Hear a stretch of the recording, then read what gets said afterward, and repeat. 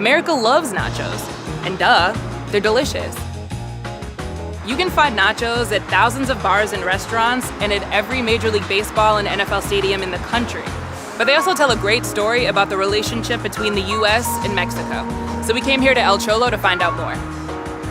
Hi, Gustavo. Hey, nice to see you. Yeah. Thanks so much for meeting me here. Of course. So this is a nacho table. I've never sat at a nacho table. So you know the story about it, right? I don't. So El Cholo, this was a place that made nachos famous in the United States. So anytime you sit here at the nacho table, you get free nachos. Great. Free is great. Hello. Hi. Thank you. Gracias. I got it all over the place. And that's It's how so nachos are good. supposed to be. And what I like about them is like the chips are not super hard. They're kind of fluffy. You know, like I think they use sometimes flour tortillas or like a lighter corn tortilla mix. So it just makes it a really great experience. It's great. And why is El Cholo known for nachos? Like, why did we come here? Yeah, so El Cholo is historic in many ways. It's the second oldest Mexican restaurant in the United States. It's 95 years old. Wow. Yeah, it started in 1923. So it introduced a lot of the meals that we now consider Mexican food, like the combo plate. It brought in like corn tamales and all sorts of stuff. These are different than what you get at like a ballpark because it doesn't have that kind of, I don't even know what that is, like the artificial cheese. Mystery that we meat. pump. No, mystery cheese, yeah. You could find them at at movie screens. You can find them, at home. You can find them at restaurants, and everyone has their different iterations. This seems like kind of the classic combination. The old school one, yeah. Okay. But the nacho, it's an interesting story with the nachos because the nachos were not invented in California. The nachos weren't even invented in the United States. They were actually invented in Mexico by a chef named Ignacio Anaya. And in Spanish, the nickname for Ignacio is Nacho. Ignacio Anaya worked at the Victory Club in Piedras Negras, Mexico. In 1943, a group of American military wives walked in after the kitchen was closed. And he said, well, I don't have anything, but let me go back to the kitchen. So he gets some tortillas, chops them up, fries them, gets some cheese, melts it, has some pickled jalapeno, just throws it on. He gave it to the women, and they liked it so much, like, oh, what do you call it? So he's like, let's just call it Nacho Special. Like, my Nacho, like, my name's Nacho, so Nacho Special. Then they asked for the recipe. They're from San Antonio, so they go up to San Antonio, they take their recipe with them, they start spreading around in like church cookbooks. Eventually it starts going into the restaurant. This is all like late 40s, early 50s. So they're only popular in Texas, San Antonio, but not really like known. And then everything changes with Carmen Rocha. Carmen Rocha was working in San Antonio. She's a waitress. She moves to Los Angeles and she becomes a waitress here at El Cholo. And when for her favorite customers, she would make her version of nachos. They became and they weren't on the menu, but they became so popular that they eventually came on the menu. This is LA. Everyone loves Mexican food. All the Hollywood crowd was coming in here, so the nachos start becoming popular all across California and then the United States. Carmen Rocha worked at the original El Cholo restaurant in Los Angeles for nearly 40 years.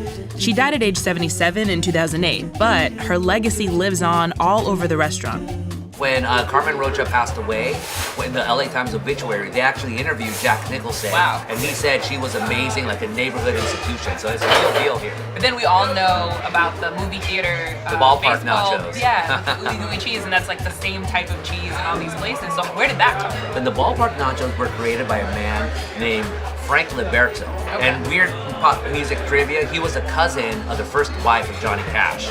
I know, random, huh? Interesting. So Frank Liberto, he had a food company, started selling processed cheese, and he figures, nachos are pretty popular, so how about if we make ballpark nachos? Frank Liberto created a processed cheese that didn't need to be melted. It could be pumped and didn't need to be refrigerated. He started selling it out of carts at Arlington Stadium in 1976. He passed away just last year in 2017 and became a multi-millionaire based on that recipe. And of course, everyone ended up copying it. And so, what an American story. An Italian-American becomes a millionaire based off a Mexican dish that was created for American military wives. But with the nachos, Mexican Americans historically have said, oh, nachos are not Mexican, but you go to a lot of these old school Mexican American restaurants, they all have nachos. And Mexican Americans themselves, they're eating nachos. And in Mexico, the idea of nachos are now being twisted around. When people try to say to Mexican Americans, oh, you're Americanizing your food, you're not really Mexican. What's your response to that? Is that fair to them? It's not fair at all because, again, who are you who made you the arbiter of what makes a real Mexican? But, you know, growing up, Mexican kids, we're eating chips all the time. Yeah. Throwing cheese in it, that makes nachos. Are we somehow less Mexican? That to me is a silly argument. Well, and that brings up the point of the tortilla chip itself is a huge part of nachos, right? And that's sort of become the new potato chip in the United States. How did that happen? Frito-Lay, so the Frito was actually, again, going back to whether it's Mexican or not, the guy who made Frito-Lay, the company Frito-Lay, was a man by the name of Elmer Doolin, also from San Antonio. Elmer Doolin, though, bought the recipe for Fritos from a Oaxacan immigrant named, I can't remember his last name, but his first name was Gustavo.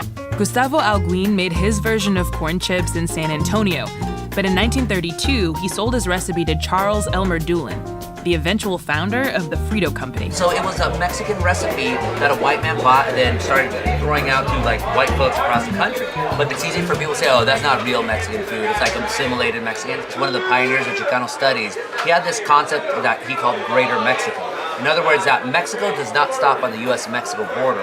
Mexico is wherever there are people of Mexican descent. So they like a diaspora? Yeah, like a diaspora. The diaspora takes Mexico with them, and maybe they might not be speaking Spanish anymore. Maybe they're preferring flour tortillas over corn, or like Coke over like agua frescas, but they're still Mexican, and that just adds to the diversity of the Mexican experience overall.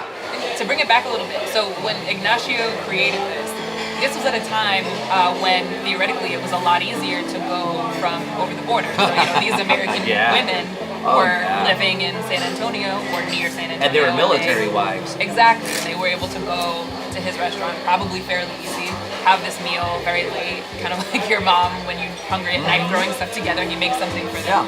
And then they go back. And now it is not that way at all. No. It is a much more difficult process. So could something like nachos even be created now with the current climate administration and all that? Yeah.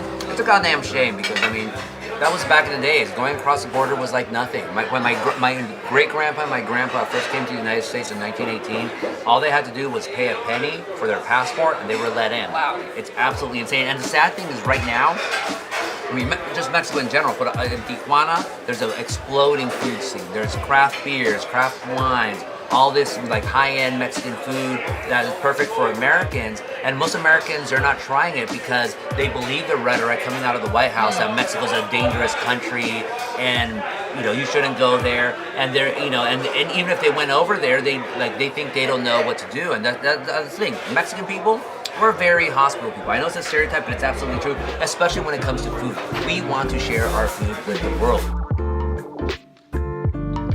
Let's call it what it is, a closed border. You're not allowing that hybridity and fluidity of foods to be created, and more importantly, you're antagonizing a longtime friend of the United States, which is Mexico.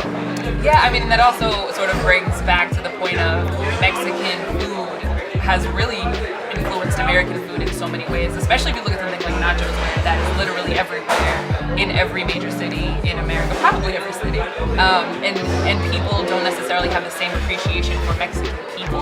Love the Mexican food, hate the Mexican. It doesn't surprise me.